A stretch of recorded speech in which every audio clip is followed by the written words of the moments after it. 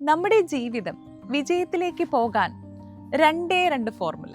ഒന്ന്, നമ്മൾ കരയുമ്പോൾ ആ നഷ്ടം അത് നമ്മൾക്ക് മാത്രമാണ്, നമ്മളെ കരയിപ്പിച്ചവനല്ല എന്ന് മനസ്സിലാക്കുക. രണ്ട്, ഒരു നെഗറ്റീവ് കമൻറ്റോ അല്ലെങ്കിൽ നെഗറ്റീവായിട്ടുള്ള ഒരു സംസാരമോ നമുക്കെതിരെ ഉണ്ടാകുമ്പോൾ അത് വായിച്ചതിന് ശേഷം ഉണ്ടാകുന്ന ദേഷ്യം അല്ലെങ്കിൽ ഇറിറ്റേഷൻ, അതിൽ നഷ്ടപ്പെടുന്നത് നമ്മുടെ സമയമാണ്, ആ കമൻ്റ് ഇട്ട വ്യക്തിക്കല്ല, ഒന്നും അയാൾക്ക് സംഭവിക്കുന്നില്ല എന്ന് മനസ്സിലാകുന്നിടത്ത് നമ്മൾ ജീവിതം ശരിയായ ദിശയിൽ കൊണ്ടുപോകും.